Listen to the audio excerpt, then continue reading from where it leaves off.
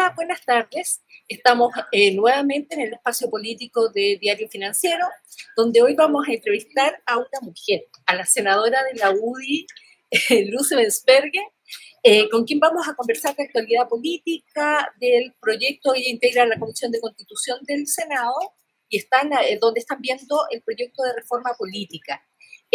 Así que con ella vamos a conversar de estos temas. ¿Cómo está, senadora? Muy bien, muy buenos días, Claudia. Un gusto poder estar conversando contigo hoy día. Igualmente, senadora. Oiga, bueno, hoy día es un día especial. Me imagino que sabrá, como todos nosotros, que falleció el Papa, así que igual es un día triste. Pero tenemos que seguir con nuestros temas. Senadora, para iniciar esta conversación me gustaría que me contara un poquito cómo está avanzando el proyecto de reforma política, qué es lo que se ha aprobado y qué no, en términos generales, para ver cómo va eso, porque se lo pregunto porque se supone que es una reforma que se necesita mucho. Muchos analistas, expertos, parlamentarios también, políticos han planteado la necesidad de esta reforma política que permita darle gobernabilidad al Congreso y por lo tanto al país. ¿Cómo va ese proceso de la tramitación de ese proyecto? Mira, Claudia, precisamente hoy día tuvimos comisión de Constitución a las 10:30 de la mañana, la acabamos de terminar hace un ratito, y despachamos el proyecto de la comisión. Despachamos totalmente el proyecto de reforma al sistema político, que básicamente, en términos generales, como tú bien señalabas, apunta a tener una mayor gobernabilidad en el Congreso y del Congreso, sobre todo con el Ejecutivo, que el Ejecutivo pueda, ¿no es cierto?, llevar la agenda, que no tenga que andar perquineando votos o que proyectos tan importantes o trascendentales para la ciudadanía, ¿no es cierto?, que estamos llegando tarde porque hay dificultad en llegar a acuerdos, terminen siendo decididos por 2 o 3 votos que no tienen mayor representatividad. Este proyecto, que fue hoy día despachado a sala, esperamos que se vea este miércoles en la sala o probablemente la próxima semana, si esta semana no alcanza. Yo le diría que tiene 3 cosas fundamentales. Uno, en régimen establece el umbral del 5% o contar con 8 parlamentarios para que los partidos políticos puedan tener representación. Y una norma transitoria, ¿no es cierto?, que establece que la elección de noviembre de este año tienen que, los partidos para poder tener representación parlamentaria tienen que tener un 4% de la votación o al menos 4 parlamentarios. Establece además la pérdida de los escaños en el caso de aquellos militantes que renuncien a sus partidos políticos, salvo que esa renuncia se fundamente por un cambio fundamental a los principios del partido, lo que va a ser calificado por el Tribunal Constitucional, y también en el caso de los independientes cuyas candidaturas han sido declaradas por partidos políticos que renuncien, ¿no es cierto?, al comité parlamentario del partido que los eligió, también van a perder su escaño. Básicamente tiene otras normas sobre la fusión, en fin, que vienen, pero esas 3 normas te diría yo que son las fundamentales. En ese contexto, senador, entonces se rechazó de todas maneras las órdenes de partido, porque entiendo que había ahí una diferencia con el Ejecutivo respecto a ese tema. Efectivamente, la indicación sustitutiva al Ejecutivo se rechazó en su totalidad. Una de las normas que incluían eran las órdenes de partido. Mire, los senadores que integramos la comisión dimos distintas opiniones. Yo, y lo dije, lo hablaba por mí, no en representación de mi partido. Creo que son discusiones que hay que dar, pero finalmente las rechazamos porque no queríamos innovar. Esta reforma presentada transversalmente por el Partido Socialista, el PPD, Evópoli, Renovación Nacional, la UDI, etcétera, había logrado consenso en las cosas que yo te describí. Por lo tanto, queríamos mantener ese consenso, respetar estas normas en que había transversalidad y no meterle a la reforma nuevos temas que no habían sido discutidos previamente.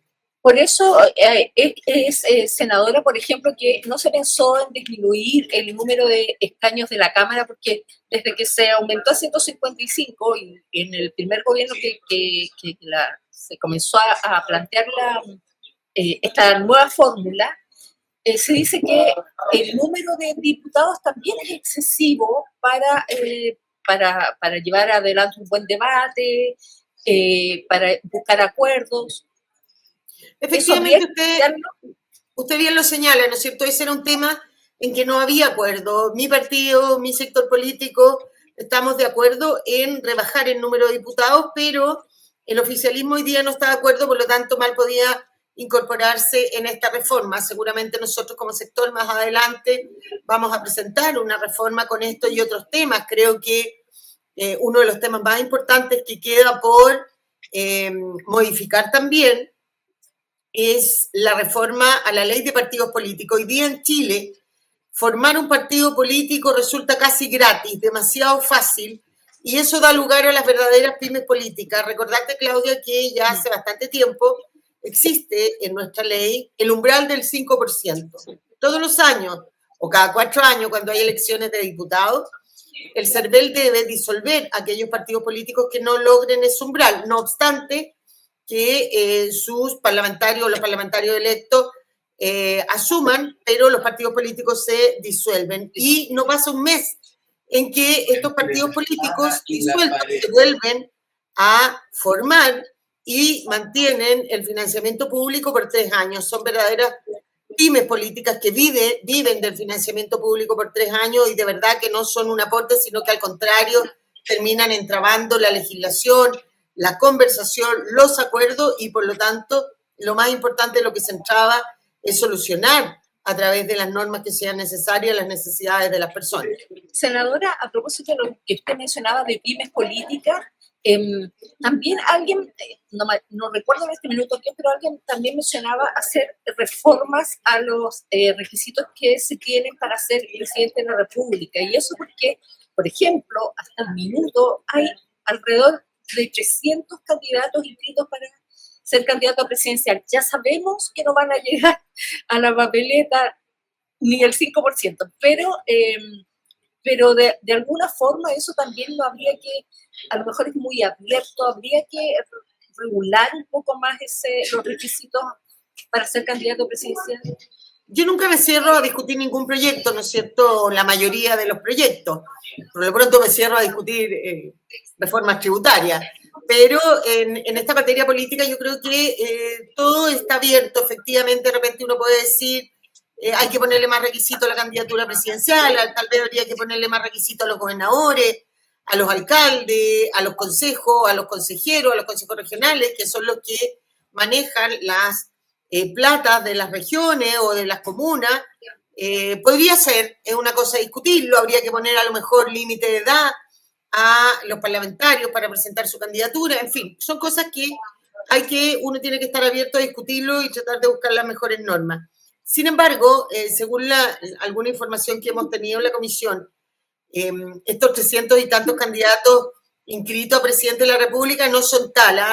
Nos explicaban que la página para inscribir una candidatura presidencial es la misma, la página, bien digo, la misma que para patrocinar una candidatura. Arriba dice inscripción y abajo dice patrocinio y parece que mucha gente se equivoca de cuál barrita apretar y terminan inscritos como presidente de la República. Yeah. Claramente, ¿no es cierto?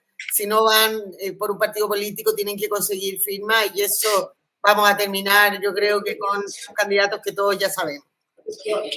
Senadora, usted me llevó a otro tema, pero porque usted misma lo mencionó, pero usted mencionaba que nunca está dispuesta a conversar sobre reformas tributarias.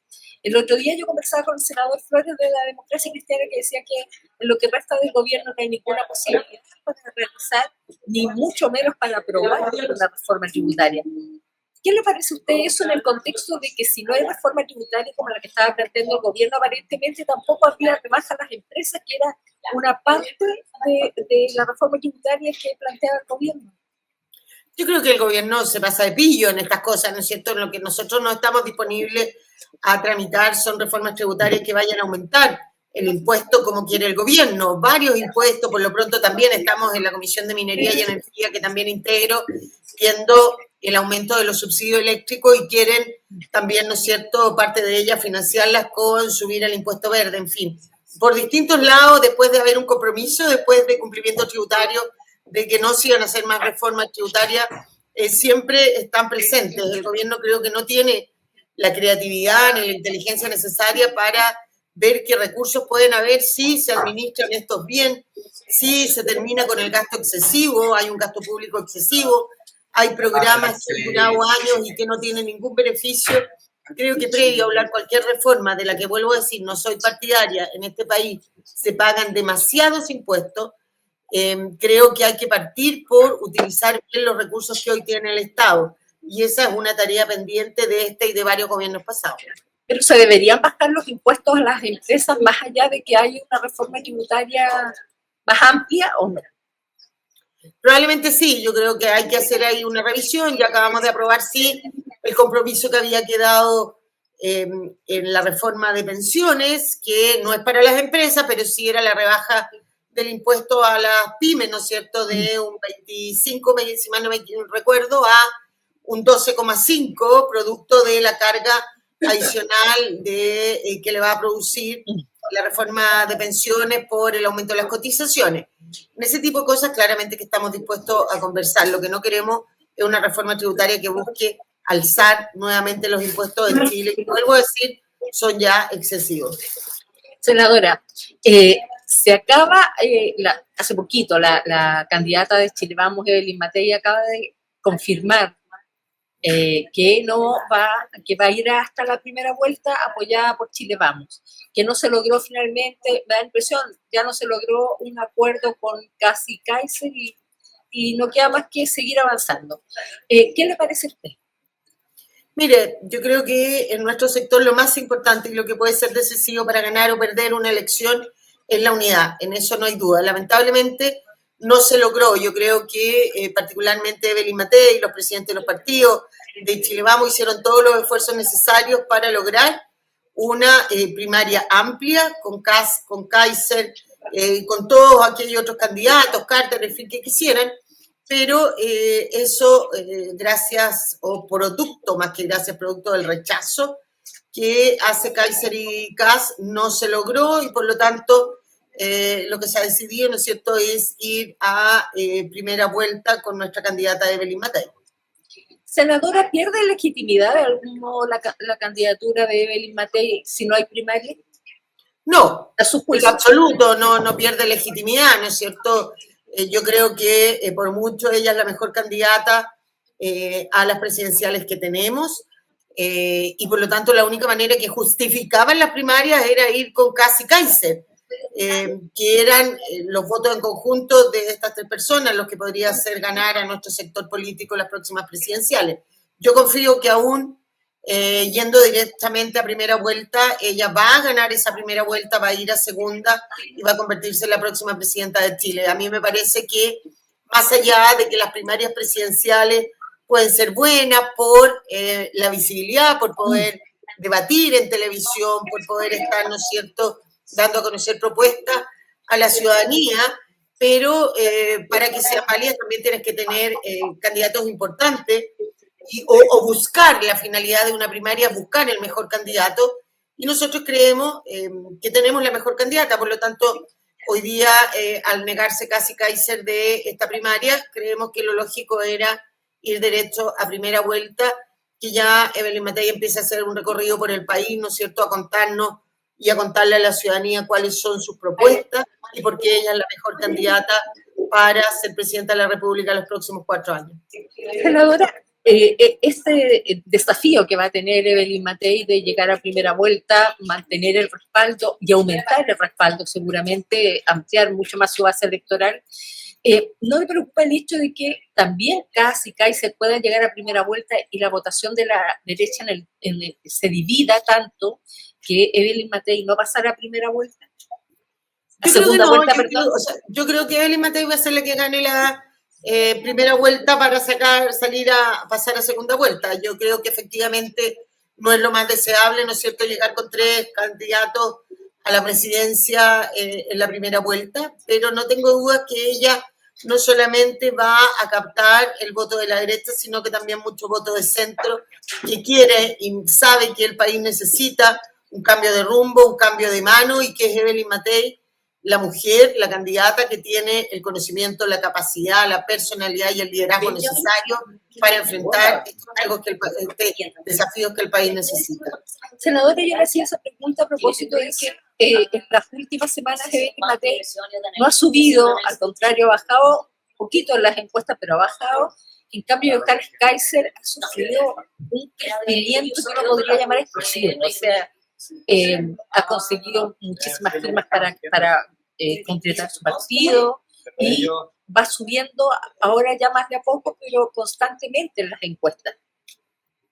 Mire, sí, probablemente eso es una realidad que es innegable, ¿no es cierto? Pero yo creo que tanto Kast como Kaiser tienen un techo, a diferencia de Evelyn Matei, que puede seguir creciendo. Uno conoce cómo es la dinámica de la encuesta, un día sube 5 puntos, al otro día baja 2, pero es la única que se ha mantenido estable y siempre liderando, no solamente en las preferencias espontáneas, sino que también cuando se le compara en todos los escenarios en segunda vuelta.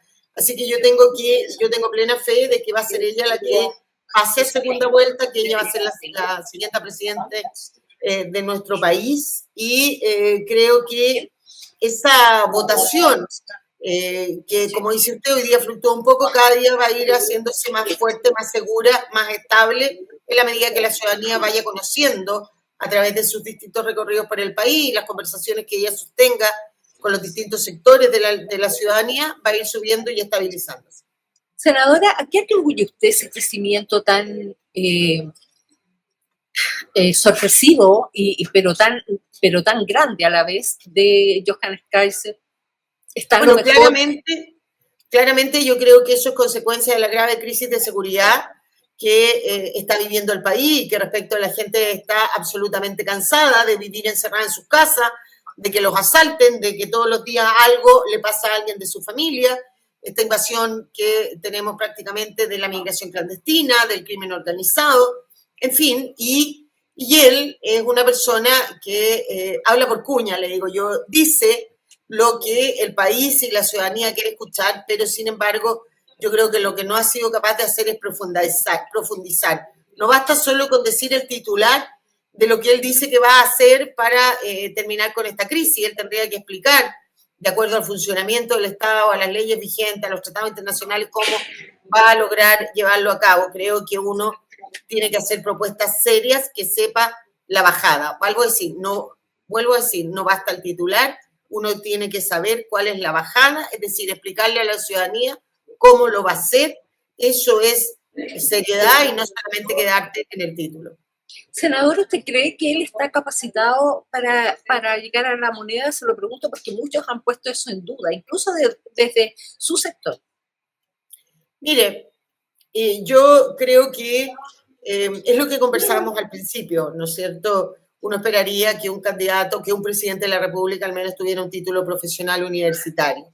Creo que es lo menos que uno le puede pedir a una persona, que acredite, cuando una persona tiene un título profesional universitario, por lo menos acredita cierto nivel de educación en los distintos sectores, en las distintas áreas, y uno esperaría eso de un presidente de la República, sin perjuicio. Hoy día estas son las normas que hay, él cumple con los requisitos y como usted decía y conversábamos al comienzo, a lo mejor es momento de empezar a evaluar y de ser un poco más exigente con los candidatos, no solamente a la presidencia de la República, sino que a todos los distintos cargos de elección popular. Senadora, le ha robado, por decirlo de alguna manera, el discurso Johannes Kaiser a Chile Vamos en materia de seguridad, por ejemplo, incluso a veces un poquito en materia económica. Yo creo que no, si nosotros representamos básicamente un mismo sector, ¿no es cierto? Tenemos diferencias bastante mínimas cuando uno lee las declaraciones de principio de los partidos, entonces aquí no hay un robo de discurso, se comparte un discurso que es distinto, ¿no es cierto? A lo mejor nuestro sector, Chile Vamos, no solamente quiere representar a la derecha, sino que queremos ampliar más esa representación, captando gente de centro, pero nuestro discurso, nuestros principios de Chile Vamos, de nuestros partidos, siguen siendo los mismos y muchos de ellos se comparten con Kast y Kaiser. Creo que aquí no hay un robo, sino que representamos básicamente los mismos principios o pensamos en muchos temas muy similares. Senadora, ya para liberarla. ¿Cómo está viendo usted el proceso eleccionario a propósito de las primarias en el oficialismo? Bueno, yo creo que ellos también están bien enredados, ¿no es cierto? Es preocupante de repente qué va a pasar con el socialismo democrático, cuando tenemos de candidata a Carolina Toá y a Paulina Bodanovich, que pueden anularse una con otra en la primaria, ¿no es cierto? Y terminar eso favoreciendo a Vinter o a Jara, que son extrema izquierda, que a lo mejor la gente ya no quiere. Venimos saliendo de un gobierno de extrema izquierda, o nos queda poco, todavía no salimos. Pero el gobierno y el presidente Boric han demostrado que la extrema izquierda, particularmente el Partido Comunista y el Frente Amplio, no están preparados para gobernar. Hoy día Chile está por los suelos, no resiste más, y además con una autocomplacencia, ¿no es cierto?, de la autoridad, cuando escuchamos, por ejemplo, los discursos del 11 de marzo, en que señalaba el presidente Boric que ellos han venido a normalizar todo, y uno mira y dice, pero ¿en qué país está viviendo el presidente? Cuando habla de normalidad en seguridad, en crisis migratoria, en economía, en recuperación de empleo, cuando nada de eso ha ocurrido. Chile hoy día está realmente mal, estamos por los suelos y necesitamos urgente que este gobierno termine, que venga otro, yo espero que sea el de Evelyn Matei, para que empiece a levantar nuestro país. Senadora, más que quién cree que sería la candidata de Evelyn Matei en segunda vuelta, ¿quién le gustaría a usted que fuera la que compitiera con Evelyn Matei en segunda vuelta? Toá, Bodanovich, Jara. No tengo ninguna preferencia. Yo creo que Evelyn Matei tiene las condiciones, las capacidades y el liderazgo necesario, el conocimiento necesario para enfrentar y ganarle a cualquiera candidata o candidato que gane la primaria del oficialismo. Yo creo que uno no se puede preocupar del candidato al frente, tenemos que preocuparnos de nuestra candidata y que ella sea capaz, ¿no es cierto?, de recorrer el país y transmitir a la ciudadanía cuáles son sus proyectos, cuál es su plan de gobierno, y eso va a ser suficiente, independiente del candidato que esté al frente, para ganar la próxima presidencia. Senadora, ha sido un gusto, ha sido una conversación bastante larga y en la que nos ha podido contar un montón de cosas y su parecer respecto del tema presidencial, que se viene cada vez, ya va agarrando más fuerza en la medida que nos vamos acercando a noviembre. Así es que muchas gracias, senadora, por estos tiempos que se dio para conversar con nosotros. Y bueno, y ustedes, veremos ya en otro capítulo, nos encontraremos con otro parlamentario conversando sobre estos temas de actualidad. Un gusto, senadora, que esté súper bien. Igualmente, Claudia, muchas gracias. Buenas tardes. Muchas gracias a usted.